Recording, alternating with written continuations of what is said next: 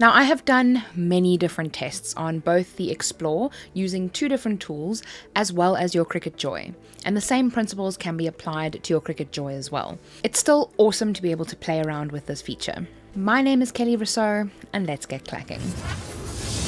So what you're going to need in order to get this right are one of 2 different tools. Number 1, you're either going to need the foil transfer tool, and that is my preferred choice for this. And the second option is your scoring stylus. This method is pretty much exactly the same as the method that I use in my How to Emboss with Your Cricut Maker video, where we're going to cut a stencil and then lay our paper on top and then use our tool to create a divot or like an impression around the actual stencil, and that's what creates the embossed look. But the difference between deboss and emboss is pretty much from one side or the other. So deboss means that it's going into the paper, and emboss means that it's coming out of the paper. So if you wanted to emboss something, then you would just need to kind of flip it over and then it's popping out from the other side. But I prefer the embossing method because the paper that you're embossing has a bigger area to be stuck onto your mat, and for me this just means a better project at the end of the day. And if that is a little bit confusing, don't stress, just wait until a little bit later in the video when we're covering the actual process and it should start making a little bit more sense, so bear with me for now. So the material that I like to use as the base of our stencil, and this is what's going to remain on our mat, and that is craftboard or a 300 GSM cardstock. The reason I like to use such a thick cardstock is because the thicker the cardstock, the better your emboss result is going to be. You can use medium cardstock, but I find that the results aren't as good and your emboss isn't quite as crisp, just because the thickness between the medium cardstock and the craftboard is quite a bit different, and that translates directly onto the embossed result as well. While you can use your medium cardstock, I prefer the results that I get from a 300 GSM cardstock. Then when it comes to the actual paper that you're going to emboss onto, and this is going to be part of your end project, I like to use about 120 GSM paper, but I would imagine anything from around 120 to 150 GSM, or maybe even 140 GSM is going to give you pretty good results. The thinner you go, or like the lower GSM that you choose, the higher your chances of tearing and the higher chances you have of your paper warping as well. If you go anything from around 200 and up, you're not going to see the results as well. You will be able to see that it's there, but if you want an actual raised edge, it's not going to show as nicely. Purely because the paper itself is thicker and it is more resistant to being bent, so you're not going to have results that are as good. The mat that you're going to use, I prefer to use a very sticky standard grip mat. Now with a lot of projects we can get away with our mats being not as sticky, but for this one specifically, you need to make sure that the craftboard design that you cut out is going to stick down onto your mat kind of long term, especially if you're going to be doing a few copies of this project. You want to make sure that the cardstock or the craftboard is going to stick very well to your mat so that it doesn't move and doesn't come off. I like to also use my brayer here just to make sure that everything is going to get stuck down, and even some painter's tape if you want to doubly make sure that the things get stuck down and don't move. Now that you have all of your materials and tools together, I'm going to show you the kind of design you want to be looking for, because when it comes to these designs, when it's very, very intricate and the details are very small, using the emboss method is not necessarily a good one to use because you can't cut craftboard as fine as you can medium cardstock, for example. So if you wanted a very, very detailed embossing design, you may be better off going with a medium cardstock in that regard, because the thicker you go on the cardstock, the less detail you can cut. So as an example, I'm going to choose this one because it's not too detailed, although we do have some detail around the horns that is not going to come out as well, and I will show you why in the end. But if we have to choose something like this particular example, there's a lot of detail in there that we won't be able to get to. Because the foiling tip itself is quite thick, you're going to lose a lot of detail. So you really can't choose anything that has lots of turns and lots of sharp edges, because like I said, you're going to lose a lot of that. So I'm going to add it to my canvas. The next step, I want to make sure that I have the sizing correct, because a lot of the next steps depend on us having the size already correct. So I'm going to just make this a little bit smaller, and then I'm going to add 2 squares to my canvas.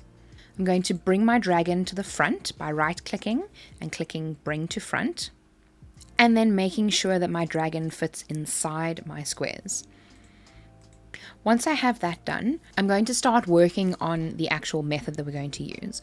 So this black layer is going to be the one that is going to be cut out of our craft board, and that's going to be our stencil. In order to get a really nice crisp emboss, what I like to do is have a little offset going around the edge of the dragon, not on the edge, because what you want is you want something to press down next to the object. If your debossing tool is pressing down on the edge of the actual object, on the edge of our stencil, your emboss result is not going to be good. But if your paper is lying on top and your tool is pressing down right next to it, it's going to get a nice crisp edge. Think of it like when you're wrapping a gift. You're putting the wrapping paper over the edge and then you're going alongside the edge to get yourself a nice crisp edge. That's kind of the exact same principle that we're going for here. So I'm going to select my dragon and click offset and change that offset to a very small number, 0.03 centimeters or around 0.01 inches, and then we're going to click apply. Now nothing will really look like it's changed all that much, and that's exactly what we want. And from here we're going to add another offset layer, and that's going to be the offset layer that's going to cut on the edge of our dragon. So if you want your dragon to be cut out of an offset shape or out of another shape, that's what you can add here. And I'm actually going to add a little shield shape on the outside of my dragon so that it will cut out of that. And now I just need to make sure that my box fits around my shield entirely. And it's very important that both boxes are aligned, so we're going to center those 2 boxes just to make sure that they stay centered. Now that our design is all set up, we're going to make sure that our adjustments are properly set up for our actual end project. So I'm going to change one of the squares into a score line. So I'm going to go to the operations section, the top left hand corner, and change that from basic cut to score. Next, I'm going to take the offset layer that we have done. So the offset layer is going to be the layer that we're going to emboss. And that is the layer that we need to change the operation of. So I'm going to click on the offset layer and change that operation from basic cut to foil. And because I'm using my Explore, I'm going to be choosing the bold tip. So I'm going to change that to bold, and you'll see now how the design changes, and there's now a gold outline on the outside of our dragon. That is going to be the line that we're actually going to use our embossing tool or our foiling tool as an embossing tool, and we're going to have the emboss with. And from here, what we need to do is we need to select the score line that we've changed for the square. Hold down Shift on your keyboard if you're using a computer. Select the offset layer as well as the shield. So this is going to be kind of like our end project, our end result, and we're going to do this one second. So we're going to click attach on that one. And when you move it away from the main design, just that layer, not anything else, then that is what it should look like. It should have the dashed edge around the line, the shield, because that's what we want it to be cut out of, and then the foil line, which is going to be our embossed section. What we need to do for this one is select both of these and attach those together. So we've just got the basic cut, and then we've got the actual dragon itself. The square that we're cutting, we're using as a guide to keep our elements in exactly the same place. And we need to make sure that these 2 objects aren't the same color. Currently, they're both the same shade of gray, so we need to change that. So I'm going to select the shield layer and change the color from gray to, honestly, anything else. It doesn't really matter. I'm going to be cutting mine out of a reddish piece of paper, so I'm going to change it to that. And this one, you can absolutely leave the same color. Doesn't matter. I'm going to be changing mine to brown, as I'm going to be cutting it out of craft board. Now we can go and make our project, and it will pop up saying, would you like to save the project? I always suggest saving it, just even if you're not going to use it, you never know. I'm going to make mine dragon shield. I'm glad we chose these colors because now it has mixed up our order in which we're going to cut. So the first one that you need to make sure that you're cutting is the basic cut layer. So we need to cut the brown layer first, as we need to have our stencil down on our mat before we put down the paper that we're going to do the embossing out of.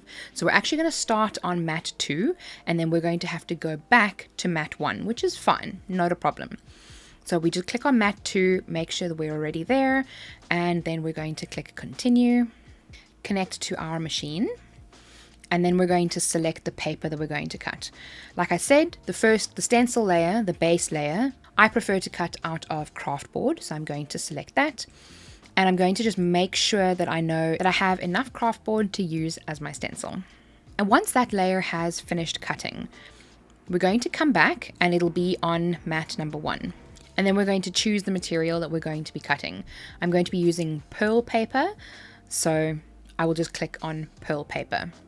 If you are new to cardstock crafts, I've created a Cricut cardstock jumpstart workbook.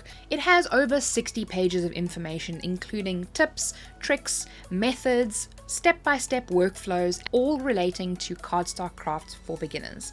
So if you are not quite sure on which cardstock you want to use, which mat you need to use, whether you need to be using the scoring wheel or the scoring stylus, what accessories you may need for your Cricut cardstock projects, then this workbook explains all of that and so much more for only $19.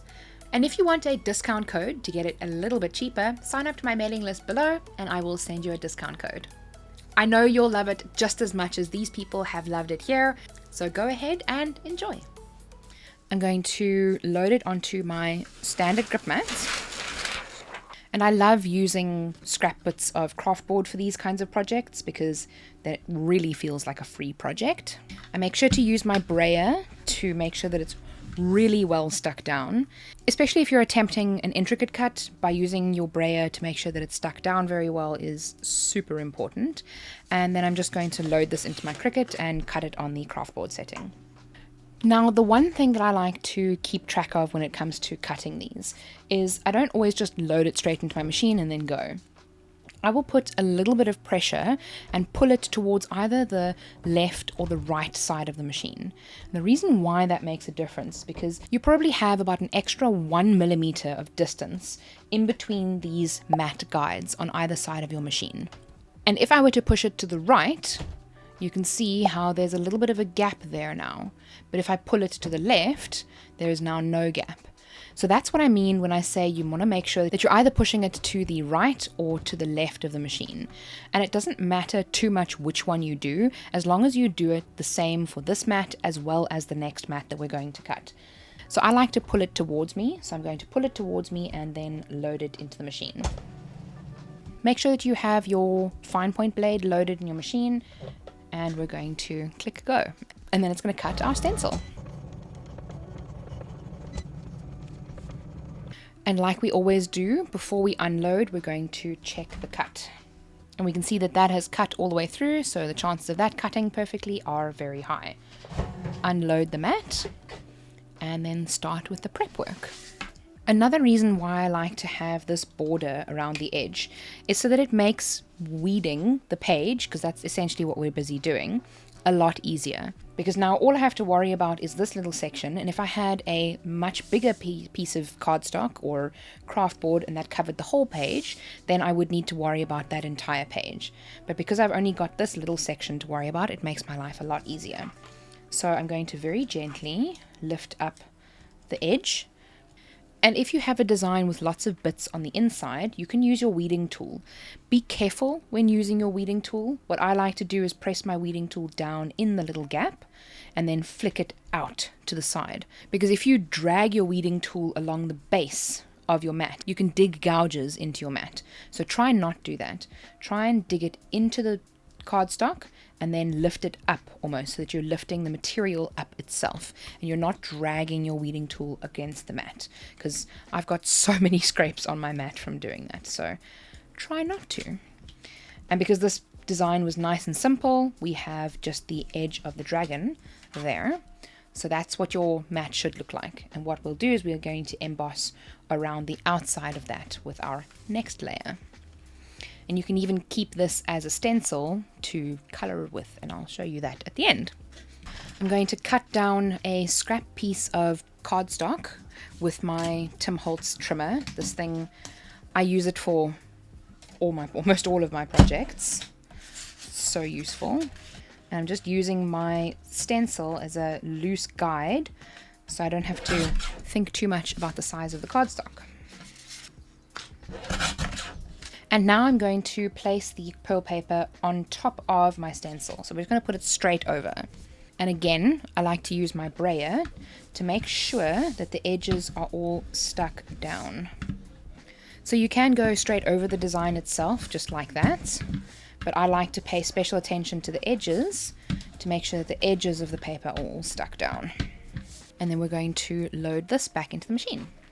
Now that I have the base material set to pearl paper, we're going to load up our Cricuts almost like Cricut Design Space is telling us to. But what we're not going to do is we're not going to load the scoring stylus into clamp A. We don't need the scoring stylus to score the edge. That's just a placeholder so that we get the same size as this on the edge so that everything lines up.